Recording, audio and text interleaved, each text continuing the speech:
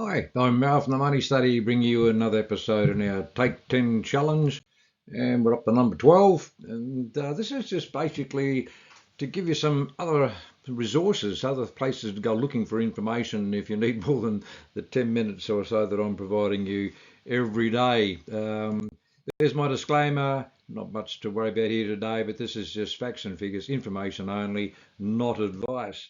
Yeah, look, there's some great books out there. The biggest issue is finding ones that are more orientated towards Australia, and so that the information is relevant.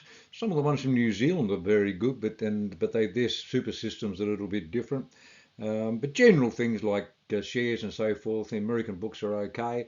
It's just the fact that when we start to talk about retirement, usually we want to understand how the Australian system works. So anyway, there's just a few books here that I think are worth a look at. And if you saw my library here at home with my books, it's I could sort of wallpaper your whole house with books. I think just about in all these finance books. I read them all the time. I probably read 2 to 3 finance books a week. Yeah, some of them are terrible. I don't think there's any one book that I'd say that does it all, which is probably understandable because we're all coming from different places and so forth. The first one on the list here, and they're not really in any particular order because they are designed for different things, but I do particularly like this. It's a new book out by Glenn James called "Sort Your Money Out and Get Invested." Very practical book. It covers all of the general things of getting yourself sorted out and getting out of debt and investing and just having the right thoughts about money. So it's easy read as far as that's concerned. It's pretty comprehensive, and you can buy it at your local bookshop. If they haven't got it in stock, get it in, or you can just download the electronic version on Kindle or through Amazon. But yeah, not a bad book. The Money Sandwich. It's really when they talk about the sandwich, they're talking about that generation in between the youngsters and the other in the town when you're looking after your older parents and so forth. You're in that sort of area where you're really starting to think, what am I doing? And this is usually the point where most people start to think, perhaps I need to do something. So it's not a bad sort of approach for looking at the people in that sort of 40s to 60s age bracket. Strong Money Australia was a bit of a surprise. When I picked this up, I think, oh, what's this is going to be all about? Quite inspirational in a way. It's really designed to really make you focus, quite strongly on your money, with the whole purpose of saying, yep, I don't really want to work until I'm 60. I want to get out of here in my 40s or 50s or something like that. So to anyone who's really trying to push the envelope along, then yeah, not a bad book from that point of view. The Barefoot Investor. Look, most people probably heard of it if you haven't already read it. Look, to me, it's okay. I'm not too sure why it's become so popular. Probably because it really is very the way he's written it is nice and easy to understand. But there's certainly nothing in there that is any different to a lot of other books. And I think, quite frankly, that the one by Glenn James, I prefer that book with the information that's got than the Barefoot Investor. But look, it's we all have different tastes and what gets the message across. Some of the information that Scott puts in his book about ETFs and so forth, I'll be covering in future sessions and so forth. But yeah, look, I'll say it's certainly not a bad place to start. And the one that he's got for the kids and so forth is certainly not a bad one if you're looking for something to introduce for the kids. Um, this next one, Don't Panic, More Reasons You Don't Need $1 million to Retire, well, by Nick Bruning. Um, I like that one in the fact that what he's really getting across here is that you don't need to save $1 million. It really just comes down to when you're in retirement, your income could come from a variety of different sources, meaning that if you don't have enough money in your super and you haven't got bucket loads of assets and things to live off, then of course we've got Centrelink. and he basically goes through and shows you that there is a sweet spot where having too much money in super really means that yes, you're funding yourself, but of course, by having too much money, you're missing out on some of the Centrelink. Now, we don't want to have to rely on Centrelink, but by the same token, it sort of shows you that if you've got an adequate amount in super, then having it supplemented with the age pension, put it together, and we can sort of target that, what they sort of call the Australian standard for a comfortable lifestyle in retirement. So yeah, not a bad book with information there for people looking at, am I really going to have enough in retirement there? Look, Money Magazine, it's basic, which I think is a good thing for a lot of people who are just trying to start it off. And for this type of approach, because it's all just every few pages is a different topic, great idea to have one of those sitting beside your bed or whatever, or next to your coffee cup, so that if you're looking for 10 minutes to spend on learning something, just read a few pages of the Money Magazine, and by the time you get to the end of the month, you would have read the magazine from cover to cover, and then you can do the whole thing all over again with the next edition when it comes out every month. So yeah, look, I still buy it. I don't think there's anything in Money Magazine that I find that I don't know. That's just the fact that I get more information from elsewhere. But by the same token, it does. I like reading the letters to see what other people are, what third world problems some of these people have, and their issues and so forth, and how other people respond to it. It's interesting. But yeah, no, some good, say the usual thing, good articles and bits and pieces. So not a bad investment to pick up Money Magazine if once a month.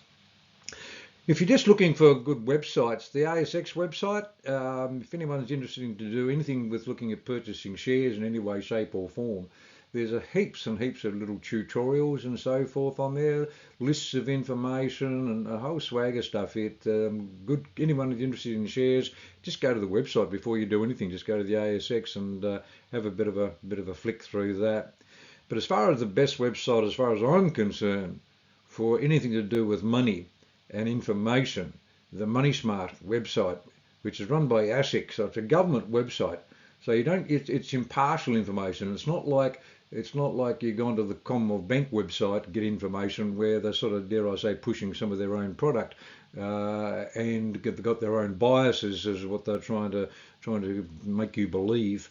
MoneySmart is just good financial literacy, good information, and quite frankly, you can get lost on that website because you go there, look at one particular topic, and then there'll be they'll mention something and it'll be highlighted as a link, and that'll take you through to explaining that, and then you go on reading that, and that'll take you somewhere else. And yeah, so it's a case of making sure you get through one section and then flick to the next and so forth. But bucket loads of information, pretty well presented, I think. Got some good calculators, some great little modelling calculators and insurance tools and all sorts of other stuff on there that just to give you that you can use to do your own sort of number crunching and so forth. But no, to be one of the, it's the best website in Australia as far as I'm concerned for just general information, anything to do with money, but you're not going to get hit with thousands of pop-ups and adverts and so forth. If you're looking for podcasts, I suppose most of these podcasts are sort of aimed at a particular demographics and so forth. And the first two there are more towards the retirement end. The retire well, retire happy one. Yeah, it's just she goes into explaining how setting up income streams for retirement, and she has other people coming in and they talk about all sorts of other issues and what you might want to be doing in retirement and so forth. So she covers other things, the health and happiness and so forth, along with money. Which is all part of the deal in retirement. Retirement's not just about the money. And pretty similar with the other one, Your Life Choices, Simplifying Retirement with John Deeks. He talks, about travelling and your health, but retirement tips, just things that might just help you sort of financially and other ways.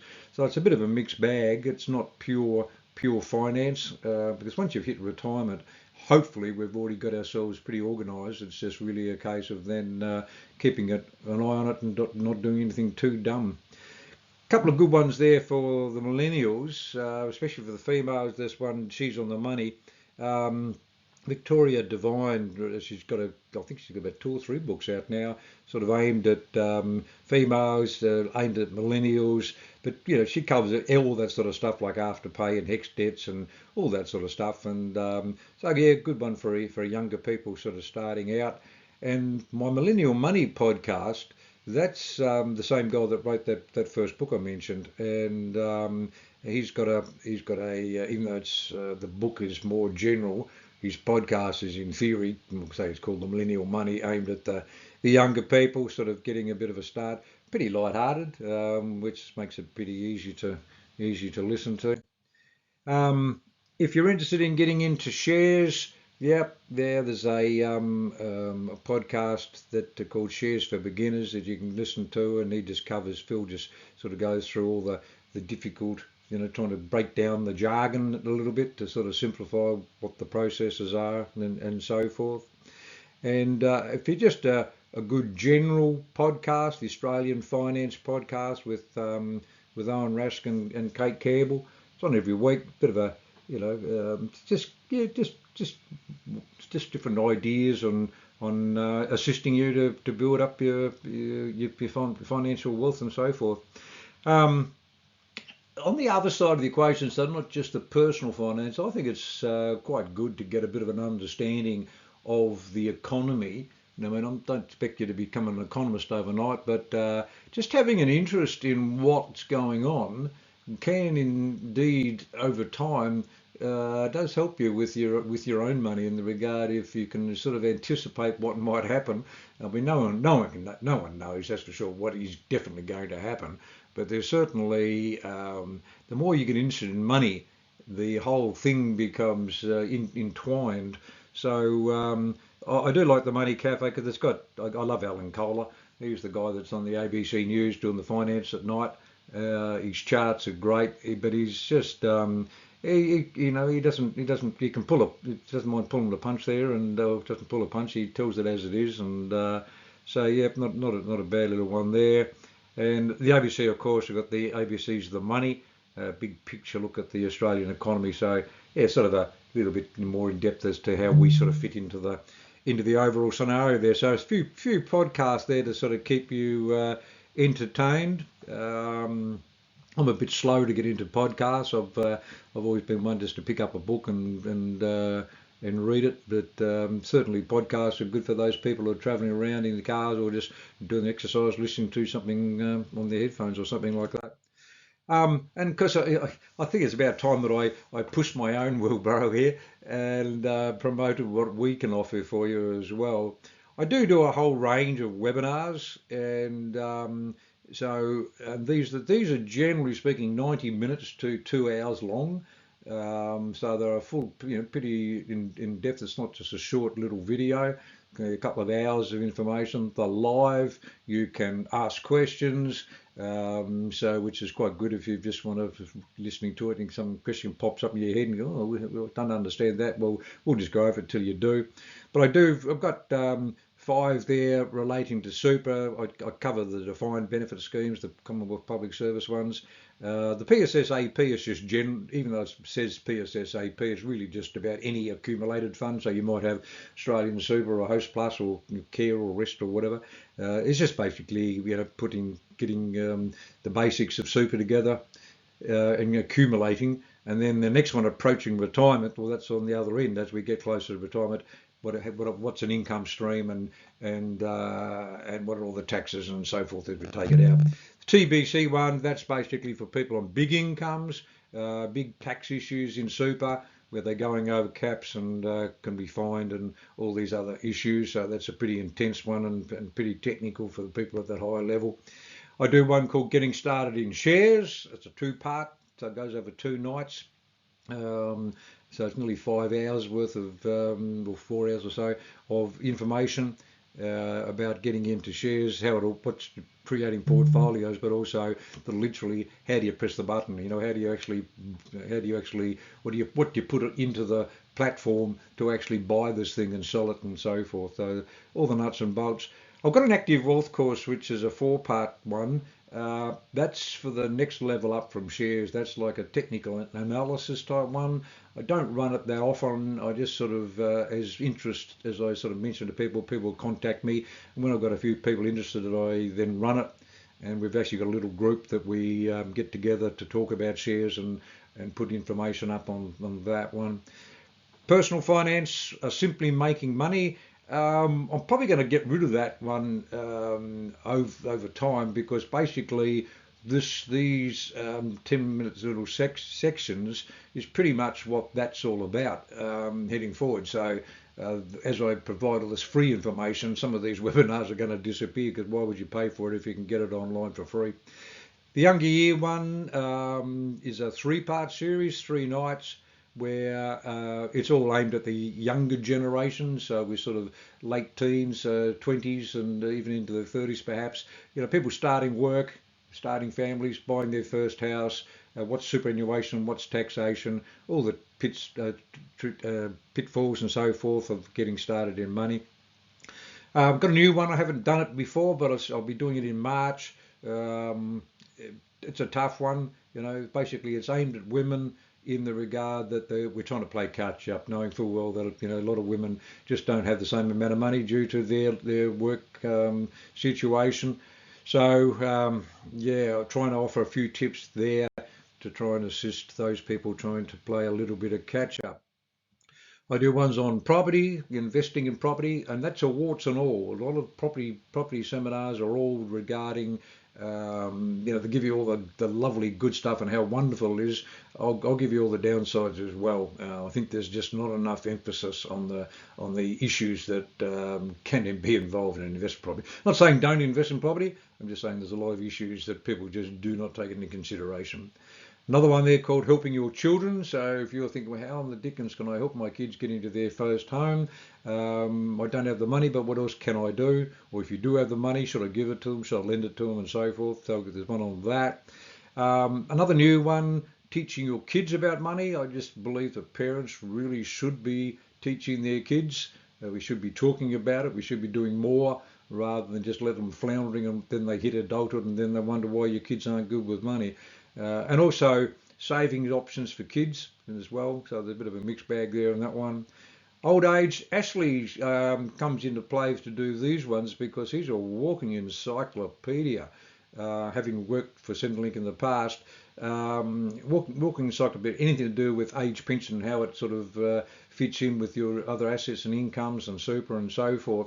But as far as home care and aged care, so if you've got parents that you need to consider, his webinar on that it's a must do. It's a minefield, that whole topic.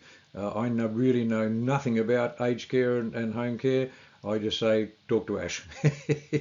He is really on the ball on that topic. And we will be providing some webinars, which basically just a Q&A where you can log in and say, I've got a problem. Tell me about it, a bit like Dear Dorothy Dix, but for finance. So anyhow, that's my my little spiel. I won't push my own thing too often here, but I thought it's probably a good opportunity just to say that yep, we've got some stuff there that if you're looking for more resources, you can just go to our website, and on the website you'll see under there's webinars, live ones, and there's also some recordings as well. That you can just bother, if you don't want to sit to the live thing, you can actually just download the recordings and so forth. There is a cost, $60 for a live one, $40 for the recordings.